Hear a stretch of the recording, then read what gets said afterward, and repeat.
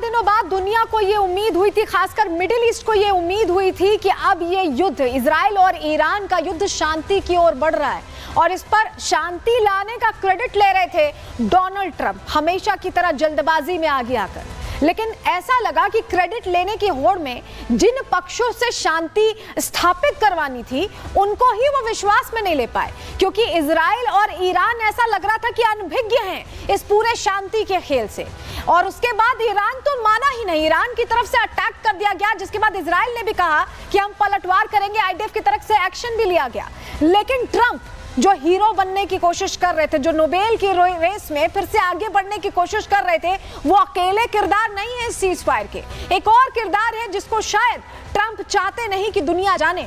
आज उस किरदार से भी आपको मिलवाएंगे और ये सीज फायर हुआ है या नहीं इसको भी जरा डिकोड करेंगे। जरा सबसे पहले 3 तस्वीरों के जरिए दिखाते हैं आपको हुआ क्या है। पहली तस्वीर देखिए, अमेरिका सीज फायर का ऐलान करता है, ट्रंप सबसे पहले सीज फायर का ऐलान करते हैं, लेकिन उसके ठीक बाद क्या होता है कि ईरान बेरशेबा पर मिसाइल अटैक कर देता है। बेरशेबा पर यह मिसाइल अटैक होता है और उसके बाद इजराइल कहता है कि सीज फायर का उल्लंघन किया जा रहा है और हम रिटेलिएट करेंगे, आईडीएफ रिटेलिएट करेगा। तो ये जो 3 तस्वीरें, पूरी कहानी जरा आपको सुना रही हैं कि आज सुबह से हुआ क्या, कैसे कैसे तस्वीर बदली। अब जरा आपको डिकोड करके आगे दिखाने जा रहे हैं। चलिए सबसे पहले जरा आपको तस्वीर दिखाते हैं। तस्वीर दिखाना इसलिए जरूरी है क्योंकि ट्रंप ने ट्वीट किया था। क्या ट्वीट किया था जरा ये समझिए। ये समझिए कि सीज फायर के नाम पर कैसे जुबानी जंग यहां पर तेज हुई है, आपको बता रहे हैं। ये इजराइल कार्ड्स है, रक्षा मंत्री इजराइल के, ये कह रहे हैं कि तेहरान पर टूट पड़ो, इनकी बात अलग चल रही है। उनके समर्थन में बेजलेल स्मोत्रिच हैं, वित्त मंत्री इजराइल के, कह रहे हैं कि तेहरान कब उठेगा। लेकिन जरा ये समझिए यहां से क्या बयान आया है। ईरान कह रहा है कि जब अटैक हुआ कि हमने मिसाइल नहीं दागी है, ईरान की तरफ से ये कह दिया गया। और जनरल मोहम्मद पाकुर जो IRGC के प्रमुख हैं वो कह रहे हैं कि ऐतिहासिक सबक सिखाएंगे। ये जो जुबानी जंग है ये सीज फायर के दौरान जमकर होती दिखाई दी। अब जरा आपको बताते हैं कि डोनाल्ड ट्रंप ने कैसे एक नैरेटिव सेट करने की कोशिश की, हमेशा की तरह जल्दबाजी में, बहुत आगे बढ़ के फटाफट क्रेडिट लेने के लिए कि उन्होंने सीज फायर करा दिया है। जरा आपको तस्वीर दिखाते हैं। ये वो ट्वीट देख रहे हैं आप डोनाल्ड ट्रंप का जो आता है और 4:30 बजे, जब हम और आप शायद सो रहे होंगे, सुबह के 4:30 बजे भारतीय समय अनुसार ये ट्वीट आता है जिसमें ये कहा जाता है कि सीज फायर हो गया है, पीस कायम हो गया है। और ये बात खुद डोनाल्ड ट्रंप शेयर करते हैं। सुबह 4:30 बजे भारतीय समय अनुसार वो समय रहा जब ये ट्वीट आता है। इसके बाद एक और ट्वीट आता है। एक और ट्वीट क्या आता है, ठीक 4 घंटे बाद आता है करीब। दोनों देशों से अपील करते ये दिखाई दिए सुबह 8:08 पर। 4:30 बजे पहले कहा जाता है कि सीज फायर हो गया है और 8:08 पर दोनों देशों से यह अपील की जाती है कि ये जो है सीज फायर का पालन करें। क्या इन 3.5 घंटों के बीच उनकी बात को गंभीरता से नहीं लिया गया डोनाल्ड ट्रंप की, कि उन्हें दोहराना पड़ा? अब जरा आपको समझाते हैं। ट्रंप ने ये जो ऐलान किया है ये एक बार नहीं कई बार उन्हें करना पड़ा, क्योंकि शायद कोई गंभीरता से ले नहीं रहा था। इमेज जैसी हो गई है डोनाल्ड ट्रंप की। इजराइल ईरान के बीच तनाव लगातार अभी भी जारी है। अमेरिकी राष्ट्रपति ने सीज फायर का ऐलान किया, हमने आपको बताया। युद्ध के 12 दिन बाद सीज फायर का ऐलान हुआ। ट्रंप ने दोनों देशों से युद्ध रोकने की अपील की। 6 घंटे में सीज फायर लागू करने का ऐलान कर दिया गया और सुबह 4:30 बजे ट्रंप का पहला बयान आता है। सुबह 8:30 बजे फिर से आपको बताएं ईरान ने क्योंकि मिसाइल दागनी शुरू कर दी, ऐसे में इजराइल के बेरशेबा शहर पर जमकर मिसाइल अटैक्स हुए। 6 घंटे बाद ट्रंप ने फिर से पोस्ट किया कि अभी से सीज फायर लागू होता है, प्लीज इसे ना तोड़ें। आईडीएफ का बयान इसके बाद आता है कि ईरान ने फिर से मिसाइल लॉन्च की है। आईडीएफ ये बता रहा है कि ईरान ने फिर से सीज फायर तोड़ा है, जिसके बाद ऐसा लगा कि युद्ध रुका ही नहीं है। सीज फायर की तो सिर्फ बातें चल रही हैं, युद्ध रुका ही नहीं है, क्योंकि सीज फायर के ऐलान के बाद भी ईरान के हमले नहीं रुके। हुआ क्या, जरा डिटेल आपको देते हैं, जानकारी आपको बताते हैं। दरअसल 280 घंटे ये घमासान चलता रहा। ट्रंप के सीज फायर वाले दावे पर सवाल इसलिए खड़े हुए क्योंकि सीज फायर के बाद भी ईरान ने अटैक कर दिया।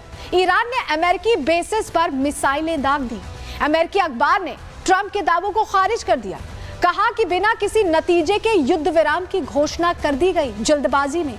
परमाणु साइट्स पर हमले पर भी ऐसे में अब सवाल उठ रहे हैं, क्योंकि परमाणु साइट्स पर जो अटैक है वो पहले यहां पर इजराइल लगातार कर रहा था और उसके बाद ट्रंप करते नजर आए। लेकिन सवाल यह है कि इस युद्ध में, इन 12 दिनों के युद्ध में क्या हासिल हुआ। इस बीच एक बड़ी खबर आ रही है, उसका रुख कर रहे हैं। इस बीच बड़ी खबर आ रही है जहां आपको होता है ट्रंप का बयान फिर से आ गया है। ट्रंप ये फिर से कह रहे हैं कि सीज फायर का उल्लंघन दोनों ही देशों ने किया है।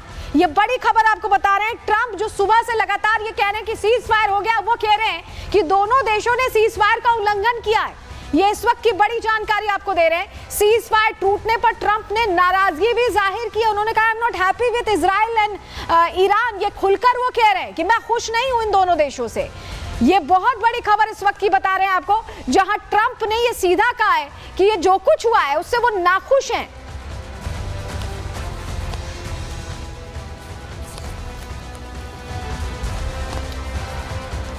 Unloaded right after we made the deal. They didn't have to unload, and I didn't like the fact that the retaliation was very strong. But in all fairness, Israel unloaded a lot, and now I hear Israel just went out because they felt it was violated by one rocket that didn't land anywhere. That's not what we want, I'll tell you, and I'm telling you, I'm not happy about that, Israel, either. All I do is play both sides. I'm going now, as you know, to NATO. Some of you are going with me, and I think it's going to be successful. We'll see. I'll let you know. Are you going to see the agreement? It's a new dawn in the Middle East. Thanks to the agreement you managed to achieve. What are your future plans for the region, for Saudi Arabia, Israel? बाहर नहीं जा सकते। आपके पास जो था उसे गिरा दें, इसलिए मैं उनसे खुश नहीं हूँ। मैं ईरान से भी खुश नहीं हूँ, लेकिन मैं आज सुबह इजराइल के बाहर जाने से वास्तव में नाखुश हूँ। I'm not happy about that. Donald Trump ने क्या कहा ये आपने सुना। इस बीच एक और बड़ी खबर आ रही है, उसका रुख कर रहे हैं। एक डील की वो बाहर आए और उन्होंने एक बम गिराया जो पहले कभी नहीं देखा गया। ये डोनाल्ड ट्रंप का बहुत बड़ा बयान आया है। इजरायली पीएम नेतन्याहू से अब बताया जा रहा है कि डोनाल्ड ट्रंप बात कर रहे हैं, अब बातचीत चल रही है। जानकारी मिल रही है ईरान से सीज फायर को लेकर बातचीत कर रहे हैं डोनाल्ड ट्रंप। ये बहुत बड़ी खबर, नेतन्याहू से इस वक्त उनकी बातचीत चल रही है, क्योंकि जो सीज फायर तय हुआ था उससे इतर ईरान ने अटैक कर दिया।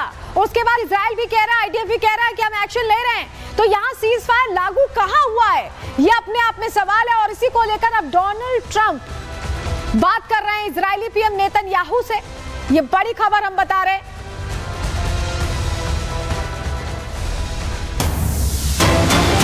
और इस बीच एक और बड़ी जानकारी जो युद्ध को नए मोड़ पर ले जा रही है। ट्रंप ने नेतन्याहू से ईरान पर हमले रोकने को कहा है, और इस पर नेतन्याहू का जवाब जो बता रहा है कि युद्ध थमने वाला नहीं है, फिलहाल नहीं रोक सकता हमले।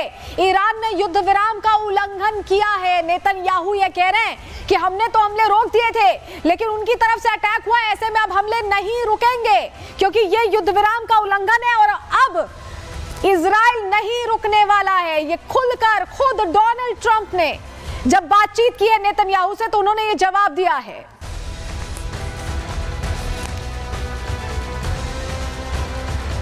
तो देखिए बहुत बड़ी खबर है कि ट्रंप अब नेतन्याहू से बात करें। लेकिन जब ये सब कुछ हुआ, सीज फायर को लेकर कई बार ऐलान हुआ, उसके जब ट्रंप मीडिया के सामने आए उन्होंने क्या कहा, फिर से एक बार सुनिए जिससे आप समझ पाएं कि पूरा घटनाक्रम किधर जा रहा है। सुनिए।